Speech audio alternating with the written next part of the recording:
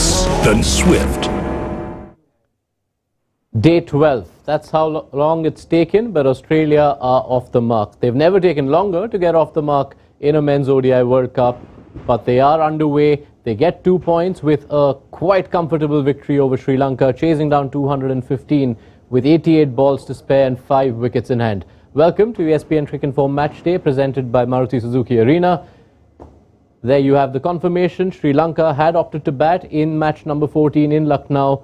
209 is what you see on the screen. It was a different story halfway through, where they were 150 plus for 1 in 26 overs, but then an abject collapse, the architects of which were Adam Zampa and Pat Cummins. There were half centuries for Kusal, Perera and Pathum Nissanka, the two openers.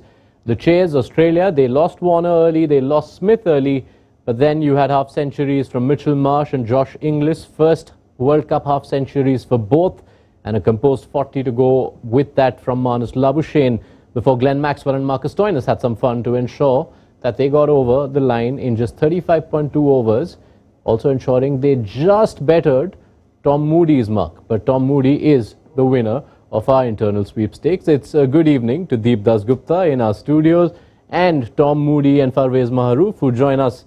Thank you, gentlemen, for your time. Let's recap this, and let's start with you, Tom, because this was about as comprehensive a victory, and a lot of boxes ticked, you'd say, for Australia on the day. Yeah, an important victory for Australia. It was really getting to crunch time. They've obviously faced two tough opponents in their first two matches against India and in South Africa, and failed to fire in those two games, and they needed to, you know, dig deep and find some resolve and start throwing some punches, and today they threw some punches. They were, as you quite rightly said, on the back foot to begin with, but then they responded very well and didn't really look back from that point. Farveez, your first takeaways from the game on the whole? I thought full marks should go to Australia. The way they fought back after getting the first wicket of Pathum Nissanka, and they never looked back. And that's what good championship teams do. I mean, we all know that. I think we all predicted that Australians will be in the top 4. And they just certainly showed today the class, the ability of the players, and the intent what they showed, that they had more hunger than Sri Lankans today. And, it was a super 5-star display by the Australians. And what will please them the most is you look at the important contributors. Pat Cummins' bowling had come up to question. Adam Zampa's start to this World Cup, only the first 2 games, hampered by fitness, was being questioned. But they were the architects of that collapse, which really is what this victory was made by. Absolutely. I think the biggest positive is Zampa, him picking 4 wickets, and not just picking 4 wickets, the way he got those wickets, and especially the second half of his spell. The last 4 or 5 overs, it was more like the usual Zampa that we've seen, the way he got the batters out leg before and stuff. That's his strength. So Zampa and also Pat Cummins, and interestingly, those 2 wickets in the middle overs, because I think apart from Zampa, if you're looking at some other bowlers to pick up those wickets in the middle overs, I think Pat Cummins picking up those 2 wickets were crucial as well. And when it came down to the chase, there was a stutter right at the start. Dilshan Madhushanka sent back David Warner, sent back Stephen Smith, and there could have been nerves. Mitch Marsh with a half century, but I think, Tom, we can start with the partnership that came thereafter, because even when Mitchell Marsh falls at 81 for 3 in the 15th over, Sri Lanka might have been sensing another wicket here, and you have some serious pressure on Australia.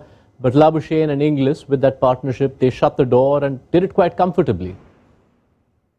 Yeah, they certainly did. But before I get to that partnership, I thought the Marsh innings was really important, because he maintained his aggression and his authority on the game. He could have easily sat in the game at that point, and Australia could have sort of had some anxious moments.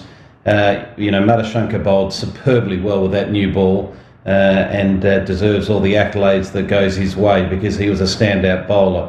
But the partnership of Labuschagne and Inglis was an important one, because you're talking about one player that was originally not even in the World Cup squad in Labuschagne, and Inglis, a player that wasn't even in the playing 11 and probably not thought of being in the playing 11, making their mark in an important moment for Australia in Game 3, where they needed to win.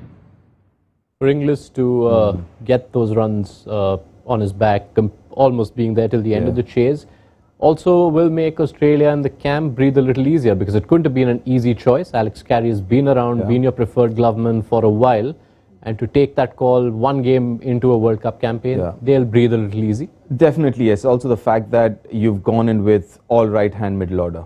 I mean, it will change when Travis Head comes. We don't know whether he's going to open or bat in the middle order, but you know, I think the other thing, what the Australian team was looking at as a left-hander, Alex Carey in that middle.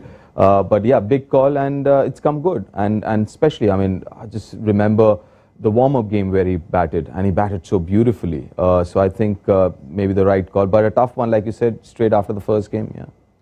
Farveez, did you feel there were any tricks missed while that partnership was at play? Did you feel there could have been a different choice of bowlers to maybe try and trouble Labuschagne and Inglis? I thought Kusal Mendes tried everything in his arsenal. He tried Tunith Lalage, he tried Tekshana, Dilshan Madhuskar. You know, he tried everything, but just that, you know, Labuschagne kept a calm head, and Josh Inglis just played the ball on its merits, and you know, he just grabbed the opportunity, batting at number 5.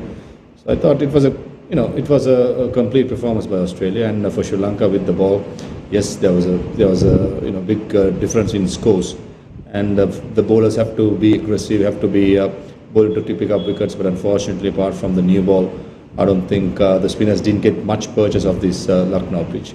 But overall, as I said, it's a good learning curve for the Sri Lankan two spinners, youngsters, especially Tekshana and Villalage. You know, when the batters are coming out at you in good pitches in a small ground, that you should have a way how to not to get hit and not to go around the park. So these guys will learn, especially the two spinners. But rather disappointing was Lairu Kumara with the new ball. I mean, I mentioned about it in the pre-show as well, that I was surprised that Kasun Radha didn't get a move in, because in the evenings under lights the ball tended to swing and seam a bit, and Lairu Kumara, when he just wanted to bowl quick and he went the distance with Mitchell Marsh taking liking towards him. So I thought Sri Lanka tried everything, but unfortunately Australians were much more superior today. Yeah, I will hold on to that point with you, Farveez, because you did mention Lairu Kumara. We saw in the warm-ups too, he'd struggled for rhythm. Does it have to be Kasun Rajata coming in when Sri Lanka hit the field next? I think it's Netherlands at the same venue on Saturday for them. It's a no-brainer, because Lairu Kumara, I saw him playing in the 2 practice games, and remember he was coming back after a side strain which he sustained during the Asia Cup. So he hasn't had much competitive cricket behind him coming into the World Cup, and he definitely looked undercooked. And even in the run-up, he was rushing it. He was trying to bowl quick. In India, it's just not bowling, trying to bowl quick. It's about the length you bowl, and most of the time he's been the shorter side. And if you take the wagon wheel today, it will clearly show that most of the boundaries being square of the wicket. That goes to show the lengths have been quite short. So for me, he has been match practice wise, he's undercooked, whereas Kasun Radha would have been a safer option and a better option, in my opinion. Right. For Australia, a lot of batting boxes ticked, which is a funny thing to say on a day when David Warner and Stephen Smith have not contributed. But with those half centuries, with Labuschagne's innings, and also the finish from Maxwell and Stoinis, a lot of positives for a side which obviously would have felt a bit under the pump. Fell for less than 200 twice in a row. True. And something that Tom mentioned before this inning started is how they finished that game. That's also important. I mean, it was very easy for them to kind of sit back and say, you know what, we just got 209, let's try and play ourselves in and everything else. But they didn't do that. So they backed themselves. And I think that is also very, very important. When you're under the pump, you still back yourself and you still play the way you wanted to. And it comes good. So I think that's a big, big positive in itself. Tom, I'd just like to spend a minute with you on Stephen Smith. It's not to do necessarily with today's performance, but something you've mentioned earlier, that you've started noticing that Smith has started missing out on some deliveries that you didn't usually associate him missing. We saw a bit of a repeat of that, what you thought is Stephen Smith's bread and butter shot. He did miss that. Why do you think this is happening?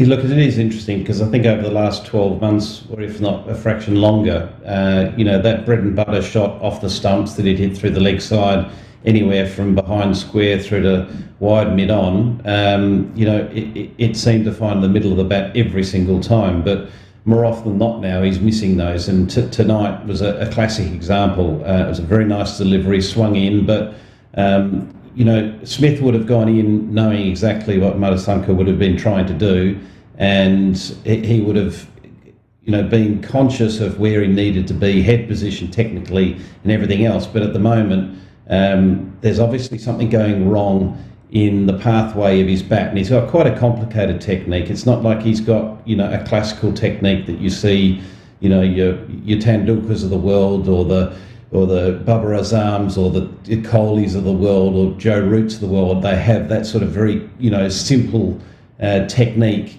Steve Smith's got a very, original technique, and it's been an incredibly effective one. But there's something in his bat swing that is creating the difficulty to access that ball that he was hitting 100 times out of 100.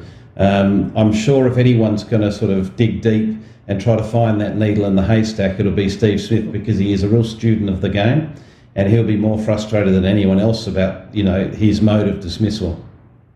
Yeah, I think to us sitting on the outside, especially those of us who haven't played, the conversation comes up because you imagine that these are shots you've just seen him gobbling up, and gobbling up not a few times, gobbling up on the way to 15,000 international runs. Yes. So, no, listen, first of all, I don't think we really don't need to think too much about it. But yes, and if anyone's thinking, trust me, it's going to be Steve Smith. I think he's one guy who lives, sleeps, eats, drinks, whatever cricket all the time. He's 24/7 invested in cricket. He'll work something out. But having said that, he's a very eye-hand kind of a cricketer.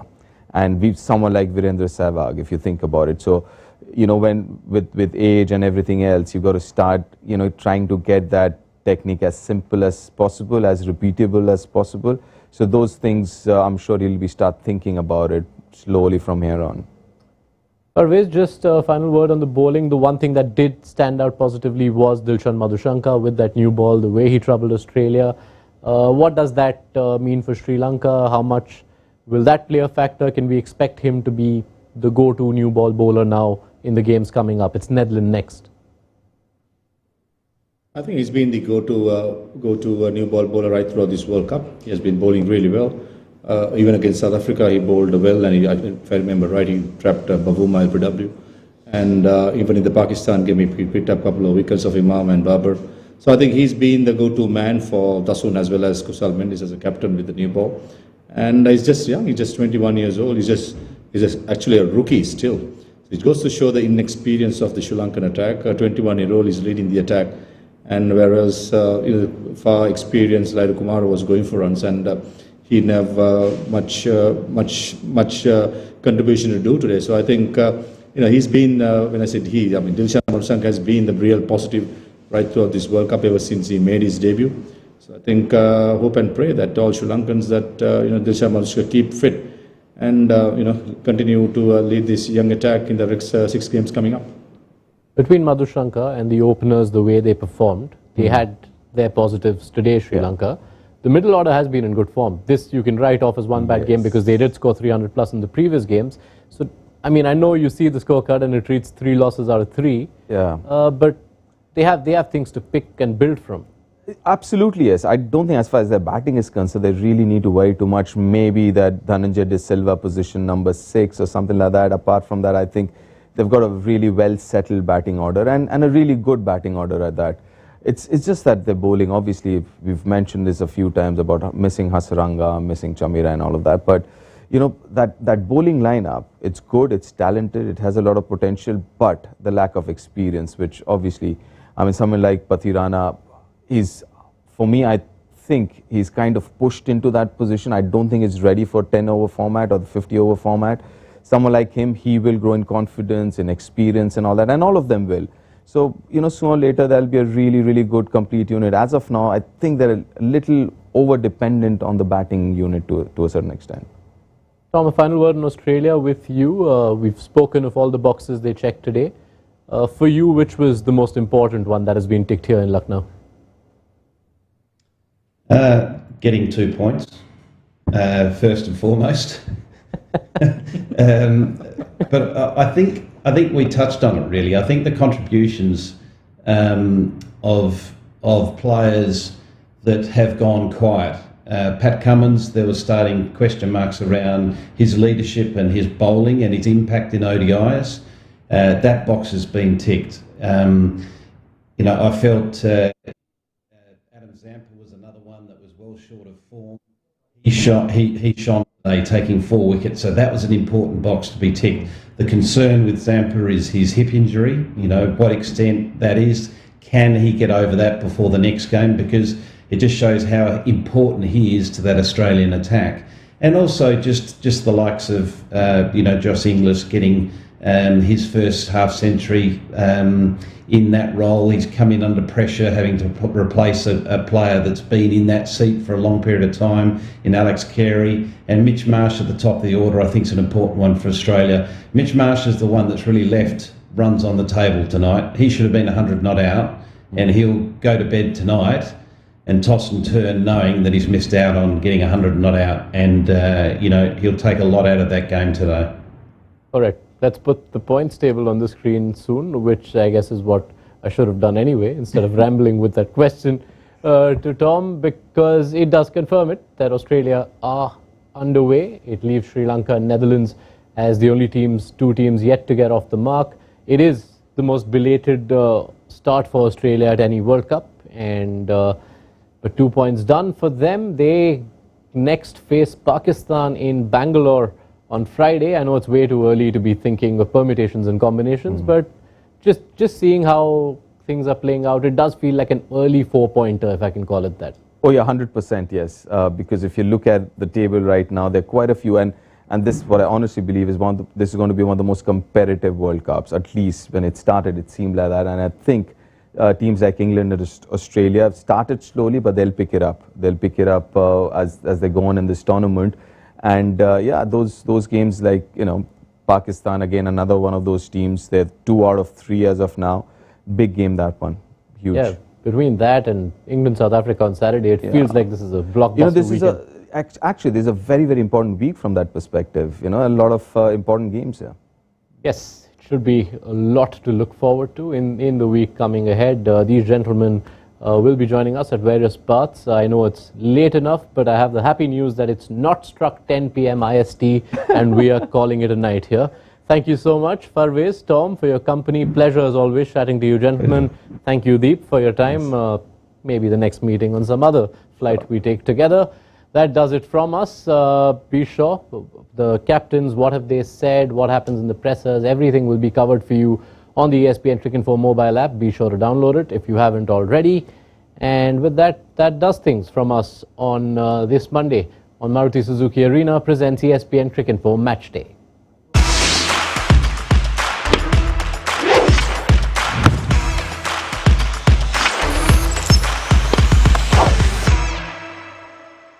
Stunning looks, then swift,